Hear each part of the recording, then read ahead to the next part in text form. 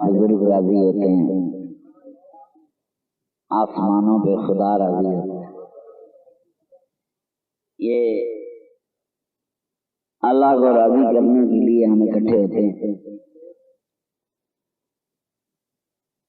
میرے آقا نے فرمایا جب بچہ ماں باپ کی مغفرت کی دعا کرتا ہے، قبروں میں ماں باپ راضی ہو جاتے ہیں، آسمانوں پہ خدا راضی ہو جاتا ہے۔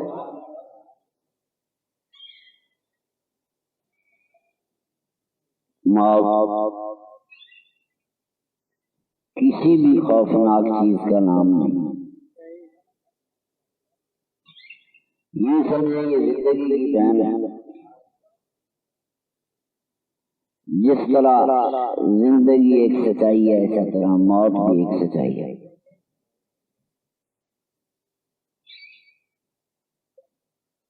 علم کی بات اور ہے، تجربے کی بات اور ہے۔ میں نے اکثر اپنے بھائیوں کو یقین دلایا، پیر بھائیوں کو، کہ جب بھی موت آئے گی انہیں پرواہ بھی نہیں ہوگی، ذرا پرواہ نہیں ہوگی۔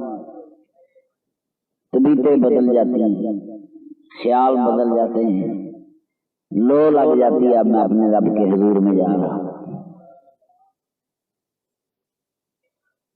یہ زندگی کی گھڑیاں، یہ زندگی کے دکھ، یہ زندگی کی پریشانیاں، یہ زندگی کی تھکاوٹیں ایک لمحے میں ختم ہو جاتی ہیں۔ بڑی تلخیاں وابستہ ہیں اس زندگی کے ساتھ، بڑی پریشانیاں وابستہ ہیں اس زندگی کے ساتھ، مگر موت کے ساتھ کوئی پریشانی نہیں وابستہ۔ آئی ساری تھکاوٹیں اتار جاؤ، اب آرام کرو، قیامت تک آرام کرو، اتارو اپنی تھکاوٹیں، تم سرور کائنات کے غلام ہو۔ زندہ باد۔ میرے آقا کی جو غلاموں کی قبریں ہیں، بیٹیوں کی، بیویوں کی، میرے آقا نے یہاں پہلی رات کی دلہن کی طرح نیند کا وعدہ کیا ہے۔ اس طرح سو جاؤ، ساری تھکاوٹیں بھول جاؤ، خود ہی بھول جاتی۔ کوئی آدمی عمرہ کرنے جائے، حج کرنے جائے، جدے اترتا ہے، اب پہلی دفعہ جا رہا ہے، کوئی کہتا ہے جی مکہ مکرمہ اللہ کا گھر 60 کلومیٹر دور ہے، اب 50 کلومیٹر دور ہے، اس کا دل دھڑک رہا ہوگا خدا کا گھر کیسا ہوگا، میں اللہ کے گھر میں حاضری دوں گا تو کیسے دوں گا۔ پہلی بار جو جائے اس کی بالکل توجہ نہیں ہوگی کہ گھر کسی نے بھینس کو پٹھے ڈالے ہیں کہ نہیں ڈالے، فلانا کام کسی نے کیا کہ نہیں کیا، اس کی بالکل توجہ نہیں ہوتی۔ ایک خانے کعبے کی طرف جانے والے کی، میرے حضور کے روضہ اطہر پہ جانے والوں کی توجہ پھر پیچھے نہیں ہوتی۔ میں نے تو دیکھا ہے کہ مکہ شریف سے لوگ جب مدینہ منورہ کے لیے روانہ ہوتے ہیں تو آنکھوں میں آنسو ہوتے ہیں، پہلے ہی کام چل رہا ہے۔ آج تک دنیا کا کوئی انسان نہیں بتا سکا یہ خوشی کے آنسو ہیں، یہ غم کے آنسو ہیں، یہ شکر کے آنسو ہیں، یہ محبت کے آنسو ہیں، کس چیز کے آنسو ہیں؟ بل میرے آقا کے سفر کی طرف ہو، اپنے آنسو بہا رہا ہوتا ہے، اسے کوئی خبر نہیں ہوتی پیچھے کیا۔ کعبے کا سفر ہو، حرم مدینہ منورہ کا سفر ہو، انسان یہ نہیں سوچتا پیچھے کیا ہو رہا ہوگا، وہ صحیح سوچتا میں نے کیا کرنا ہے، مقدر مجھے کہاں لے آیا ہے، بالکل پرواہ نہیں ہوتی۔ اور جب یہ سفر خود اللہ کریم کی طرف ہوتا ہے، میرا اللہ کریم بلاتا ہے، میں ایمانداری سے کہوں ایمان بڑی شے ہے، مومنوں میں موت کا نشہ چھا جاتا ہے۔ اب نہ بیٹے کا خیال، نہ بیٹی کا خیال، نہ دنیا کا کام. آج مومن کو اپنے رب نے بلایا اور مومن اپنے رب کی طرف جا رہا ہے. دنیا مومن کا قید خانہ ہے. روح جسم کے اندر بند ہے. ایک دن آئے گا جب قیدی آزاد ہو جائے گا. وہ دن ضرور آئے گا جب قیدی آزاد ہو جائیں گے. روح جسم کی قید سے آزاد ہو جائے گی. اور میرے آقا نے فرمایا کہ دنیا مومن کا قید خانہ ہے. قیدی جب قید سے نکلتے ہیں تو خوشی چہرہ پر مسکراتے ہیں. کوئی چیز وابستہ خوف والی موت کے ساتھ نہیں ہے. یہ ایک زندہ حقیقت ہے.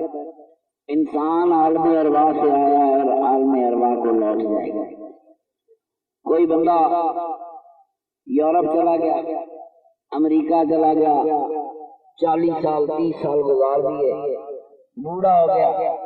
جب بھی وطن کو لوٹ کر آئے گا اسے خوشی. اپنے وطنوں کو جاتے ہوئے خوشیاں ہوتی. روح بھی ایک دن اپنے وطنوں کو لوٹ جائے گا. اس نے لوٹ کے جانا ہے، یہ لوٹ کے چلی جائے گی. کہاں؟ جہاں سے آئی ہے. دیکھیں فرمایا دفن وہیں ہوگا جہاں کی مٹی سے بنایا گیا. مٹی کی امانت مٹی کو دے دی جائے گی.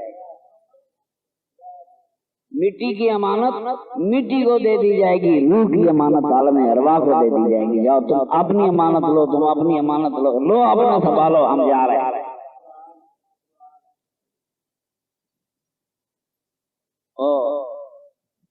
ایک ہندو کتاب پڑھ رہا تھا، وہ کہتا ہے جسم روح جسم کا لباس ہے. مہابھارت ان کی کتاب ہے. کرشن مہاراج ان کو کہتا ہے دیکھو روح جسم روح کا لباس ہے. اور قدرت کا قانون یہ ہے کہ جب لباس پرانے ہوں تو اتار دیے جاتے ہیں. فطرت کا قانون ہے ایک دن یہ لباس ہم نے اتار دیا.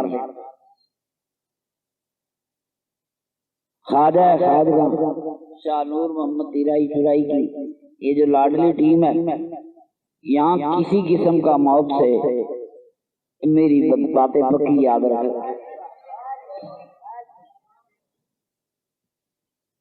شاید اس سے آگے بھی ملاقاتیں ہوں. میرے نبی کریم صلی اللہ علیہ وسلم نے فرمایا کہ جن لوگوں نے عالم ارواح میں ایک دوسرے کو پہچانا، وہاں ساروں کو تو نہیں نہ پہچانا، جن کو پہچانا وہی اس دنیا میں اکٹھے ہوں گے، اور جو اس دنیا میں پیار کریں گے وہ اگلی دنیا میں بھی اکٹھے ہوں گے. میرے آقا کا صحابی ہے، میرے آقا کے ساتھ ایک لکڑی پہ بیٹھا ہوا ہے، رو رہا ہے. ہم نہیں روتے، صحابہ بھی رویا کرتے. میرے آقا نے سرور کائنات نے پوچھا روتا کیوں؟ عرض کی یا رسول اللہ صلی اللہ علیہ وسلم ایک لکڑی پہ آپ بھی بیٹھے ہیں، میں بھی بیٹھا ہوں. کل آپ جنت میں ہوں گے تو انبیاء کے محلوں میں ہوں گے. میں امتی ہوں، امتیوں کے درجے میں بڑی دوریاں ہو جائیں گی. آج کتنی قربت ہے، کل دوریاں ہو جائیں گی. میرے آقا نے فرمایا مت رو، جو جس کے ساتھ پیار کرتا ہے جنت میں اسی کے ساتھ ہوگا. میرے خیال ہے میرے بابا جی کی ٹیم اپنی ٹیم کے نال پوری موجود ہے. تو انشاءاللہ وہ وہی ہوگا جس سے محبت کرتا ہے، قیامت کے دن بھی اسی کے ساتھ ہوگا. یہ ولیوں کی ٹیم ہے. میرے محترم دوستو، ایک ایمان ہوتا ہے، ایک اعمال ہوتے ہیں. اعمال میں تو کمی بیشی ہو سکتی ہے، ایمان میں کمی بیشی نہیں ہو سکتی. اور بخشش جو ہے وہ صرف ایمان کے حوالے سے ہوگی. بخشش صرف ایمان کے حوالے سے ہوگی. اعمال کے حوالے سے درجات کی بلندی ہوگی۔ میں نے کچھ مولویوں کو ایک دن چٹ دی، میں نے کہا وہابی تھے کہ یار مجھے یہ بتاؤ کہ کیا مومن بھی دوسروں میں جائیں گے؟ قرآن کی آیت لکھی ہے کہ میں نے مومنوں کے لیے دوزخ بنائی ہے۔ بندے نے جس کا جو گھر ہے اس نے اپنے گھر میں جانا ہے، کیا اللہ نے یہ گھر مومنوں کے لیے بنایا؟ پورے قرآن سے ایک آیت نکال کے دو۔ قرآن میں تو قبروں کی زندگی کا ذکر بھی نہیں، یہ جو فرشتے آتے ہیں ان کا ذکر بھی نہیں۔ اللہ کا تو وعدہ ہے کہ میں تمہیں قیامت کے دن اٹھاؤں گا، قبروں سے روح پھونکی جائے گی، سور پھونکا جائے گا۔ اب حدیث شریف میں کچھ مزید تشریح ہے۔ میرے آقا نے فرمایا کہ اس وقت تک قیامت نہیں آ سکتی جس وقت تک ایک بھی کلمہ پڑھنے والا زندہ ہے۔ حضور کو فرمانا چاہیے تھا جب تک ایک نمازی زندہ ہے۔ میں آج بتانے لگا ہوں ایمان کیا چیز ہے۔ میرے آقا فرماتے جب میری امت میں ایک نمازی زندہ ہے قیامت نہیں آئے گی، فرمایا کلمہ پڑھنے والا زندہ ہے، دنیا میں قیامت نہیں آئے گی۔ اندازہ ہی نہیں کیا آپ نے ایمان کی طاقت کتنی اور کلمہ کیا شے ہے۔ بس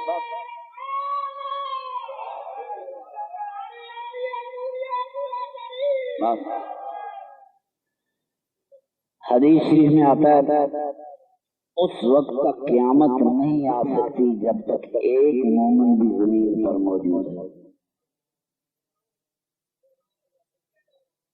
کمال کر انہاں درویشاں فقیراں نال کہندے نے دنیا قائم ہے، ہن سمجھ آ گئی؟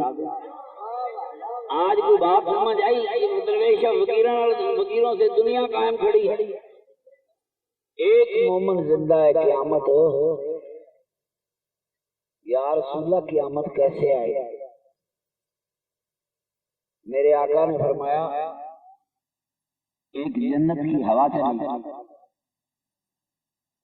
جنتی ہوا چلے گی، دوزخ دی نہیں آتی، جنتی ہوا چلے گی، جہاں جہاں کلمہ پڑھنے والا ہوگا اس کی روح ضبط کر لی جائے گی۔ تمام کلمہ پڑھنے والوں کی روح سلب کر لی جائے گی۔ پھر اللہ پوچھے گا ہے کوئی اجابی کلمہ پڑھنے والا کوئی باقی تو نہیں؟ اللہ کریم کوئی باقی نہیں رہا۔ فرمایا اب اسرافیل سور بھونک، اب دھاڑ دہشتناک چیخ مار، اب دنیا کو فنا کر، جو رب قیامت کی دھاڑ بھی مومنوں کے لیے پسند نہیں کرتا یہ سنیں، یہ پسند نہیں کہ قیامت کی دھاڑ یہ مومن سنے، اسے دوزخ میں کیسے بھیجے گا؟ ہاں اللہ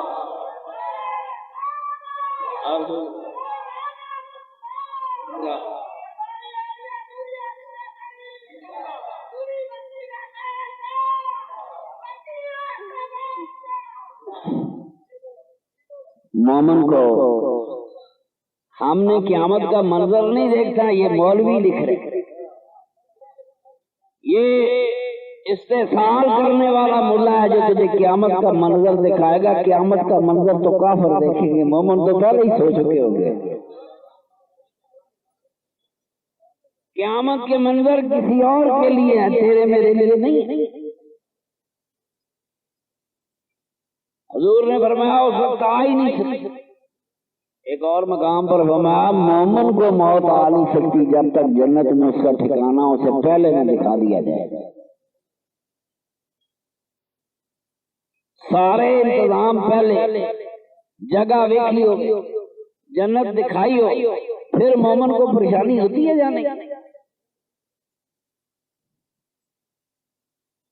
اللہ گواہ وہ میں بار بار میں مثال دہراتا رہتا ہوں کہ غازی علم دین شہید کو مولا علی کرم اللہ وجہ العظیم نے حضور کے قدموں میں پیش کر دیا، جیل سے اٹھایا،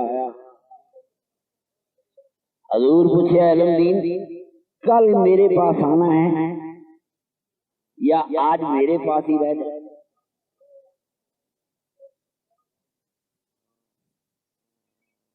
اب